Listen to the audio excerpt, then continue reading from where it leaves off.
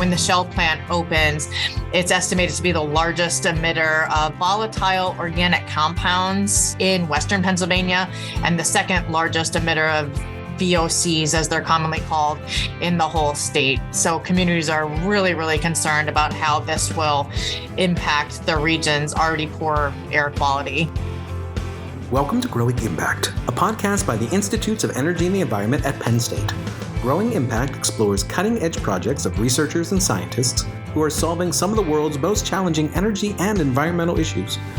Each project has been funded through an innovative seed grant program that's facilitated through IEE.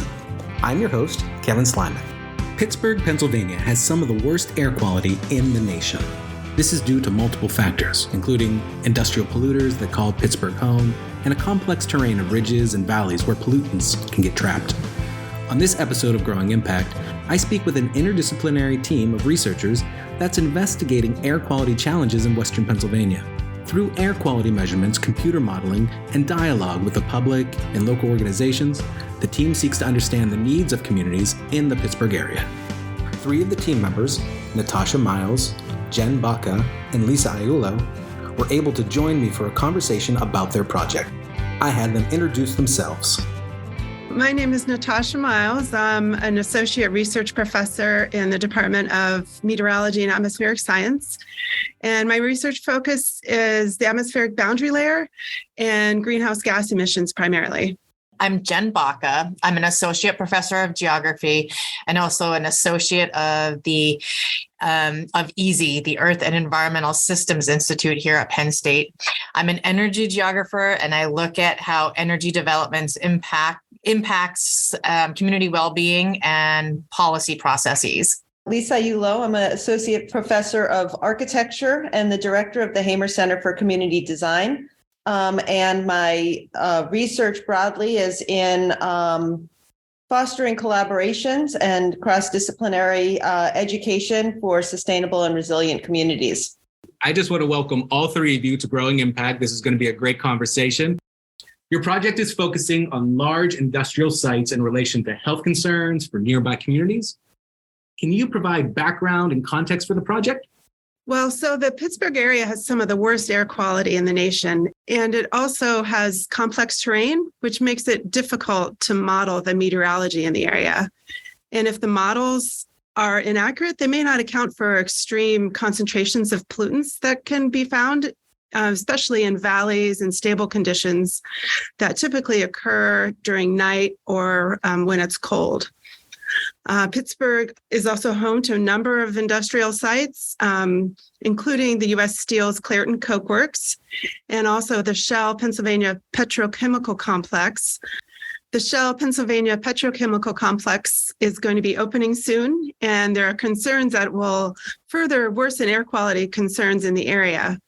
So the goal of this project is to identify community needs and determine what research is needed.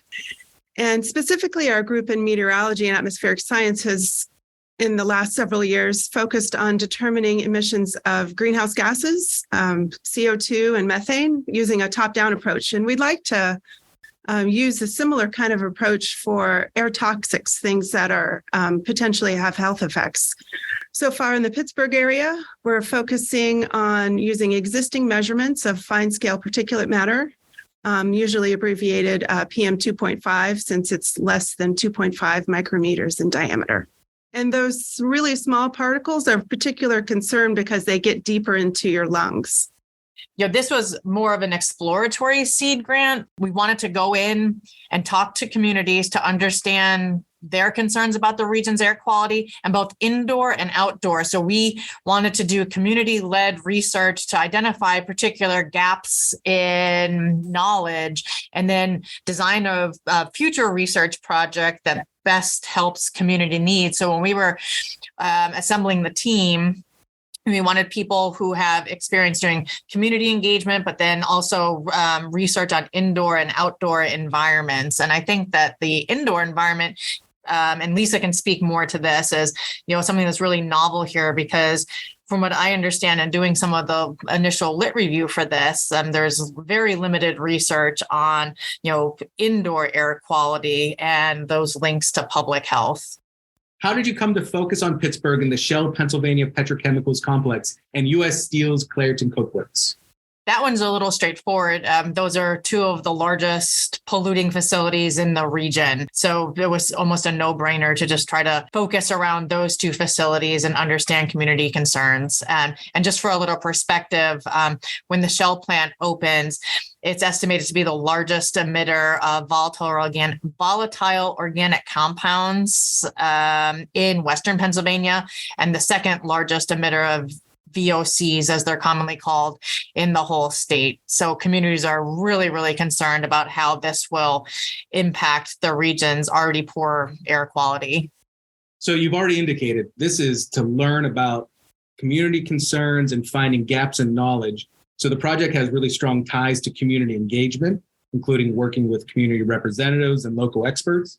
Can you discuss the thought behind this and provide updates as to how the process has been going? Working with one of my graduate students over this last academic year, we conducted some community interviews and we were successful in getting interviews with 7 community leaders just to do a broad interview to understand their concerns about the region's air quality, both in indoor and outdoor contexts. People did feel more comfortable speaking on the outdoor quality because I think that's studied a bit more. And then we're using that data to inform more of the modeling analysis and future project work.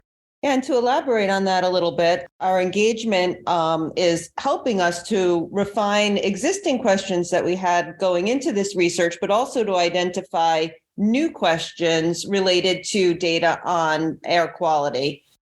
Because of the collaborative and interdisciplinary nature of the project, we are able to respond to research needs and that are identified through the engagement and gain feedback on research findings and future needs and activities.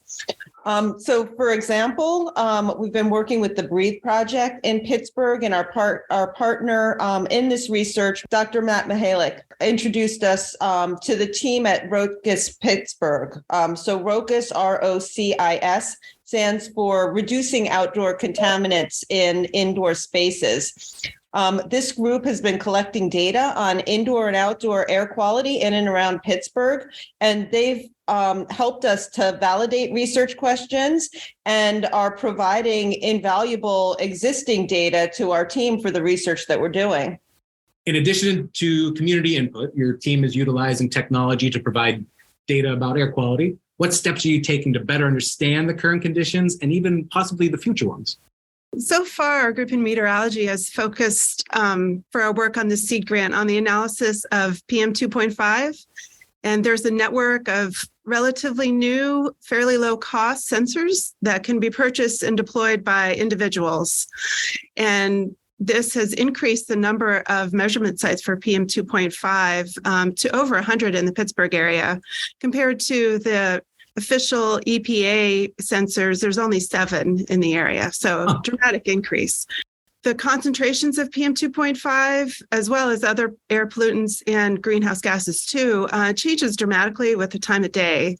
As the atmospheric stability changes and the mixing height in the atmosphere change. So we've been analyzing daily patterns of PM 2.5 and changes in the PM 2.5 with elevation. And so the lower areas tend to have the higher concentrations of air pollutants, particularly at night. This focus on the low atmosphere air is, I think, really important. As Tasha pointed out, we've got accumulation of particulates in that air, and the combination of the topography of Pittsburgh with the conditions that Tasha's already elaborated on means that low atmosphere air can be more polluted. And this is problematic in buildings because we rely on intake air from the outside in our buildings for ventilation in our homes, et cetera, to provide necessary fresh air. So these outdoor pollutants, when we bring them inside, can actually concentrate. And then they're exacerbated by pollutants that originate inside. And because people spend about 90% of their time indoors, This is really important to our work. So assessing indoor air quality and the correlation between inside and outside air quality is important to the human aspect and the health. So one of the goals of the project is to determine if current and planned air quality measurements and modeling are sufficient. How do you plan to assess something like that? Well, we have found that for the case of the PM 2.5 measurements, the locations of the measurements are clustered around the known industrial point sources in the area. And we would get a more complete picture of the PM 2.5 concentrations if we could add a more even distribution of the measurements. We have found that there doesn't seem to be a correlation between the housing price and the presence of the PM 2.5 measurements. And when we talked to the RACUS group, they had worked with folks in the communities to try to balance that out and make sure that even the low-income houses had some representation there. In terms of the modeling, we do have a follow-on project that's been funded by NASA, and it's led by Ken Davis, and it's going to address state implementation plans for California and Pennsylvania. State implementation plan, that just means it's a state's plan to reduce pollution to the EPA limits for the area. And the idea is that the state simulates the meteorology for that region. It adds in an estimated pollutant emissions and air chemistry to simulate the pollution levels. And then it experiments with emissions reductions in the model, things like regulations. And then it develops an emissions reduction plan that will put the region back into compliance. Of course, this means that the accurate simulation of the atmospheric boundary layer is central to this whole process, and it can be dramatically affected by the choice of land surface model, for example. For those who are unfamiliar with what the atmospheric boundary layer is, could you define that for us? Yeah, so that's the lower layer of the atmosphere, which the depth to which the atmosphere mixes. It happens because there's a temperature gradient at a certain level, usually like a typical level might be 1,000 meters, like 1 kilometer. Pollutants or greenhouse gases or whatever, they'll mix up to that level, like especially during the day when there's a lot of mixing. And so if the boundary layer is high, you'll get a lower concentration, even for the same emissions that's happening at the surface, say. But if the boundary layer is low, you'll measure a higher concentration, and the concentrations are what's important. So the boundary layer can actually fluctuate. Yeah. If I'm understanding that correct. Yeah. Okay. So something like maybe 100 meters at night and 1,000 meters during the day. I'm learning here too. And it moves because of temperature? Yeah. What are the factors of indoor air quality, and why is it important to study indoor air quality specifically, and also indoor-outdoor environmental interactions? So factors of indoor air quality include gases and chemicals outside, but these could include materials in our homes, off-gassing, releasing chemicals or toxins, and also occupants of buildings exhaling produce gases inside. Humidity and moisture accumulation, odors, radon, microbes and particles, and also pets and pests that might be in your house all contribute to factors of indoor air quality. And we rely on outdoor air to ventilate the spaces in the buildings, including our homes, in order to dilute these contaminants. Once inside, those outdoor pollutants mix with the indoor pollutant sources, such as cooking, candles, smoking, to create, real potential for problems. In indoor air quality, we look at larger particulates in the air, what's known as PM10, such as dust that can irritate our eyes and nose and throat, but also these smaller particulates, the PM 2.5, that, as Tasha said, can go even deeper into your lungs and can even enter the bloodstream. You've talked a lot about engaging with the community, leadership within an area, policymakers, and others.